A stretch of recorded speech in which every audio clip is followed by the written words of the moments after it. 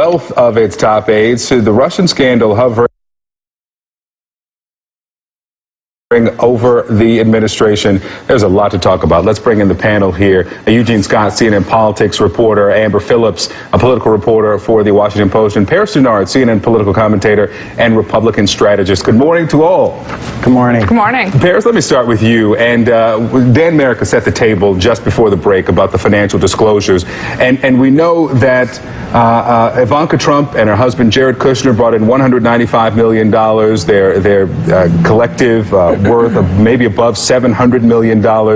She is still going to keep that stake in the Trump Hotel in D.C. How is that anything but a conflict of interest, working in the White House and still benefiting from that company, and potentially foreign dignitaries maybe going there to try to curry favor with the administration?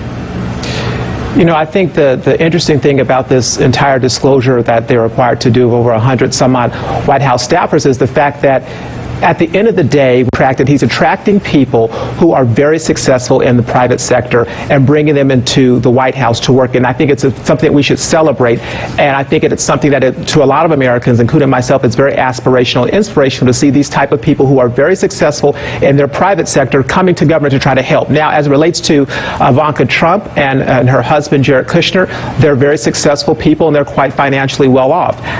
She does not have any type of wrongdoing here, because you have to look at the White House counsel going in and determining that she needed to come in at a formal capacity at the White House, so she's doing that. And so I believe that everything that needs to be done to make sure that she's above board as it relates to her finances and as it relates to her work at the White House is going to be done with the help of the White House counsel and her own personal attorneys. But Eugene, there are these watchdog groups who say that because she still has this stake, and there were some reorganizations that happened with the president and the Trump Hotel, so that he would not continue to collect monies from that hotel while he's in office, but Ivanka Trump will.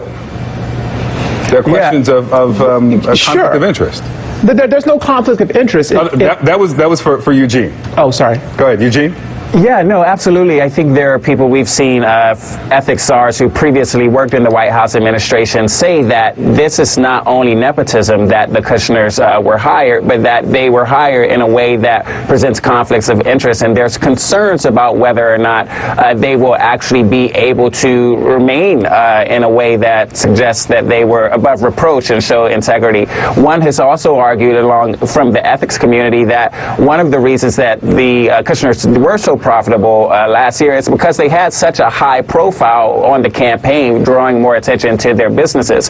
But the Trump administration and Ivanka specifically have said that they have gone above the call of duty to try to separate themselves from their business interests in a way that would harm or just disadvantage the American people. Amber, let's turn to the Russia investigation. The ranking Democrat on House Intelligence, Adam Schiff, was at the White House, viewed some documents and released a statement afterwards saying this, and I'm just going to read a portion of it.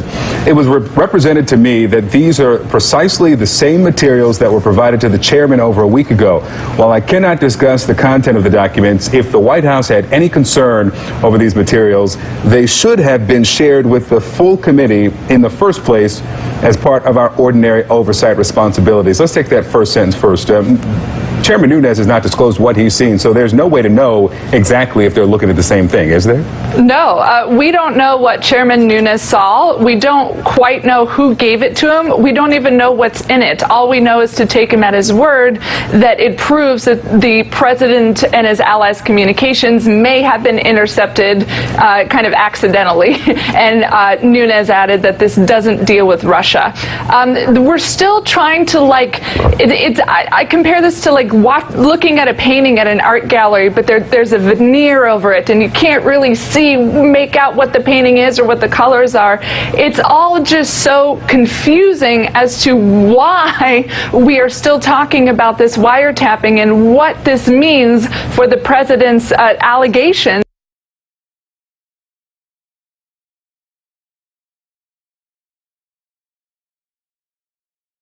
President Obama wiretapped him during the campaign. We just don't know at this point. Come to you with that second sentence from the Schiff statement where he says if there was concern here, the White House should have gone through a regular order.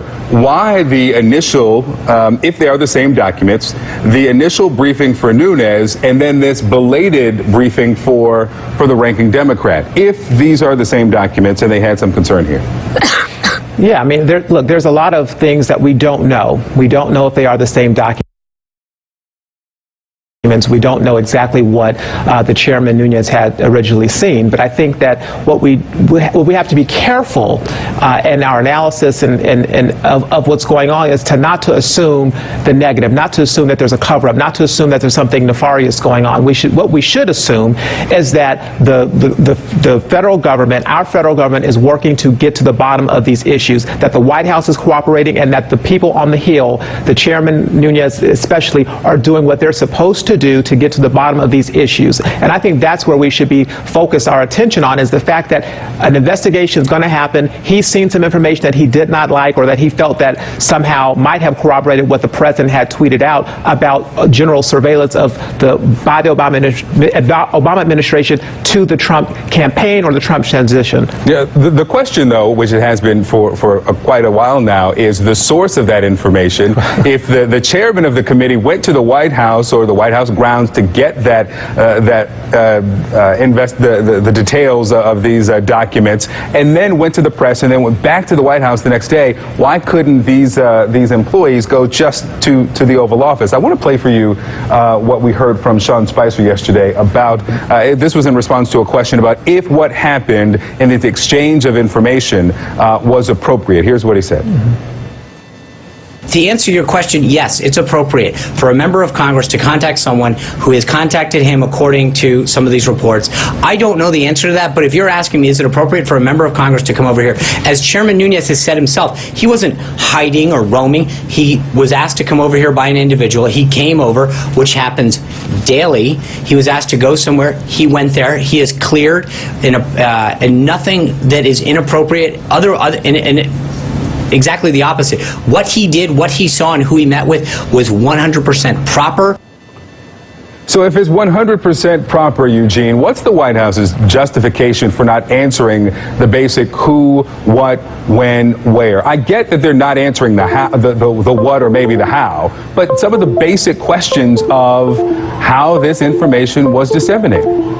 Well, it was really interesting just seeing the press secretary say that it was appropriate, because he must know everything regarding what transpired. It's hard to determine whether or not it was actually appropriate, because details are still coming out. To Paris's point, we still are trying to figure out information, and we have to be slow to make assumptions about what happened exactly. And so I'm not quite sure how one can determine whether or not the actions were appropriate or not. I think what the White House's intent is to remain to be consistent and communicate that they have operated in an honorable way that they believe was above reproach and showed integrity and was not compromising the investigation, because the criticism has been that the White House actually wants to end the investigation, and whether or not it will actually happen and carry out is what everyone is paying attention to. Amber, I want you to see this video. This was yesterday. The president, the vice president, and two members of his cabinet there in the Oval Office. He was making some remarks about these two executive orders regarding trade he was going to make, and then this happened.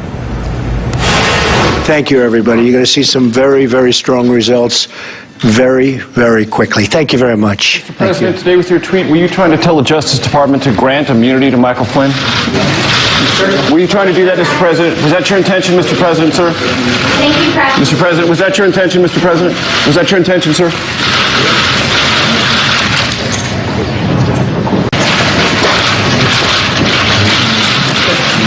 Okay. Thanks, sir. Thank you, guys. Thank you, guys. Amber, you see there the president leaving the Oval Office without signing the executive orders. The vice president taps him on the back and says, sir, you have to sign them. He says, we'll do it in another room. They have to gather these documents and then run off. I mean, the questions about Russia are chasing this president into another room out of the Oval Office there. Literally. Listen, if you step back and look at everything Russia since he's been inaugurated in January, every major development has been news that the Trump administration doesn't want. He didn't want Congress to even investigate Russian meddling in the U.S. election. He didn't think at first Russia did it. Now you hear that advisors of his inner circle, like Jared Kushner, are being asked to go to Capitol Hill to testify. You hear that the FBI is investigating collusion, potential collusion, between Russia and Trump associates during the campaign. You hear his former national security advisor wants immunity to be able to talk to Congress. Immunity for what? We don't know. But the bottom line is this Russia story is something that the Trump administration cannot get out from under, cannot escape. And I think it's because all this news has been the opposite of what they want, which is for this to just go away. We'll be talking about how the White House can get out from under this Russia story a little later in the show. Amber Phillips, Paris Denard, Eugene Scott, thank you all. Thank you. We certainly will. Next, former Obama presidential advisor David Axelrod giving his advice for President Trump, how he says the administration has to operate in the middle of so many swirling controversies. What's needed is discipline and focus. The investigation is a separate issue. Charges filed after a massive fire. Look at this, down a part of an Atlanta interstate, and now investigators are getting their first clues on what likely caused this.